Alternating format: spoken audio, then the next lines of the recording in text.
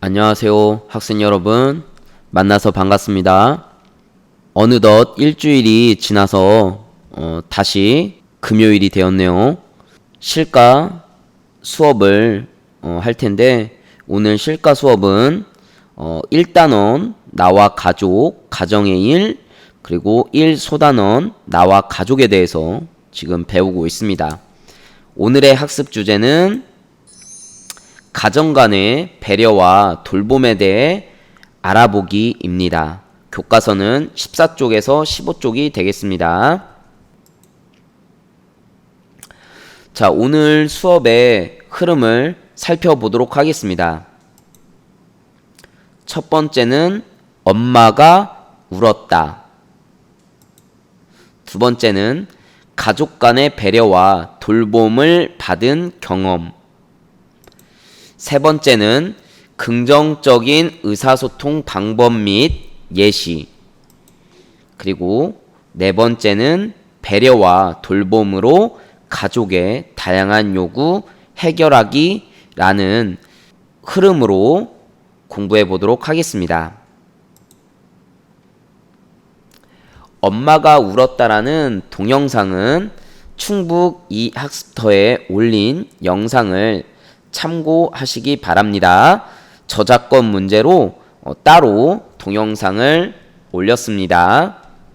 자, 이 동영상에서 처음에 학생들은 왜 이 가제에 대해서 어색해 했을까요? 네, 칭찬은 항상 어른들이 학생들한테 하는 것으로 생각하고 있었기 때문에 그렇죠. 그래서 자녀가 부모님을 칭찬한다는 것이 매우 어색했을 겁니다.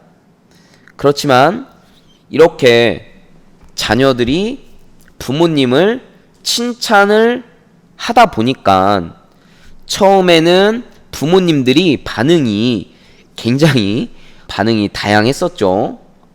재미있게 반응하는 경우도 있었고 뭐라는 거야? 뭐 이런 그런 반응이었는데 자녀분들이 계속 칭찬을 하다 보니까 부모님들도 결국에는 그 칭찬을 받아들이기 시작했다는 겁니다.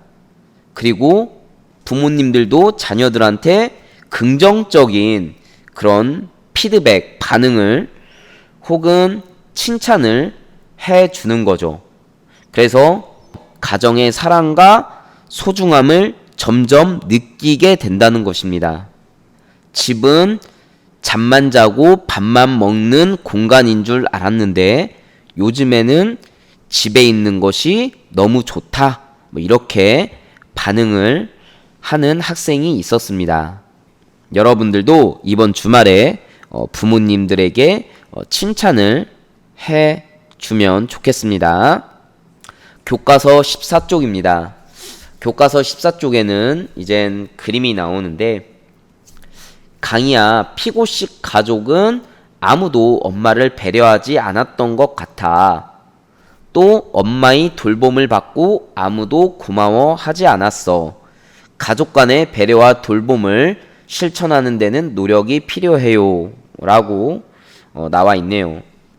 우리는 매번 그 어머니의 돌봄과 배려를 항상 받고 있죠.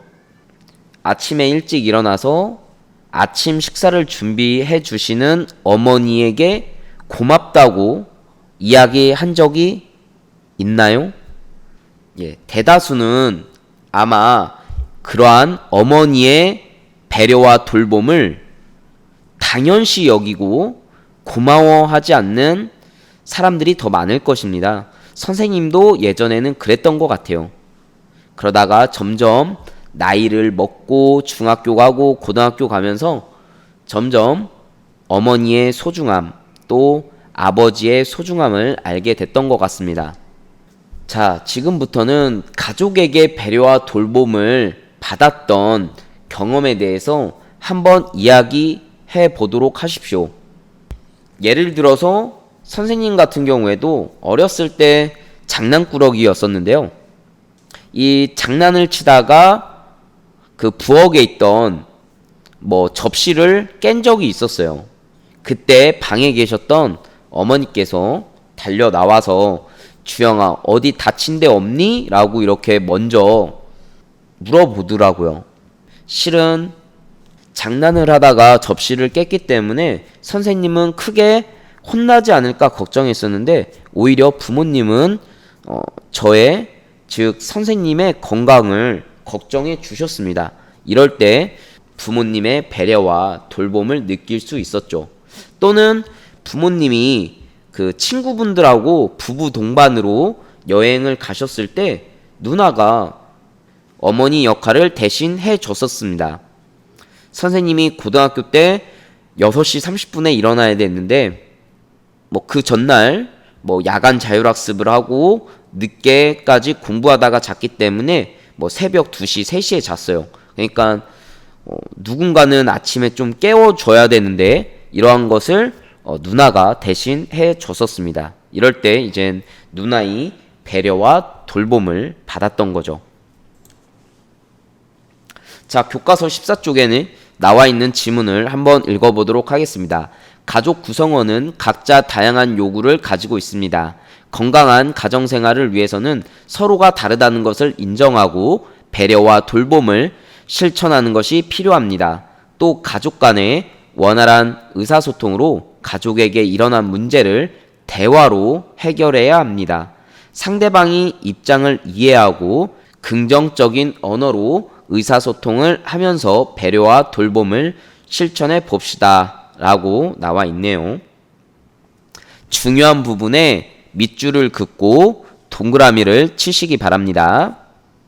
긍정적인 의사소통 방법에는 여러 가지가 있는데 첫 번째, 가족의 이야기를 귀 기울여 들어줍니다. 두 번째, 서로 가족 구성원을 이해하려고 노력합니다. 세 번째는 서로에게 상처를 주는 말은 하지 않습니다. 네 번째는 내 생각을 차근차근 이야기합니다. 이거는 가족 구성원들끼리 의사소통할 때도 필요하지만 친구 간의 의사소통을 할 때도 필요한 것 같습니다.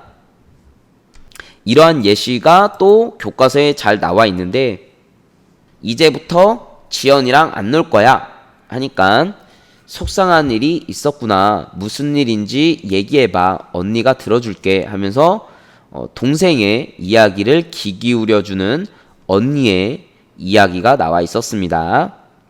또 아까 화를 내서 죄송해요. 하지만 은희가 제 펜을 망가뜨려 싸운 거였는데 이유도 안 듣고 저만 혼내셔서 그랬어요. 미안하구나. 은희는 오빠 물건을 함부로 쓰지 않기로 약속하자 하면서 그 상처 주는 말은 하지 않고 내 생각을 차근차근 얘기하는 예시가 나와 있었습니다. 많은 가정에서 그 동생과 언니 혹은 오빠, 누나, 형이 싸울 때 되게 마지들이 많이 혼나는 것 같아요. 선생님도 누나가 한 명 있는데 누나와 선생님이 꼭 싸우면 부모님께서 누나를 더 크게 혼내셨어요. 그래서 누나가 그런 부분에 대해서 많이 서운해하고 좀 억울해했던 것 같습니다.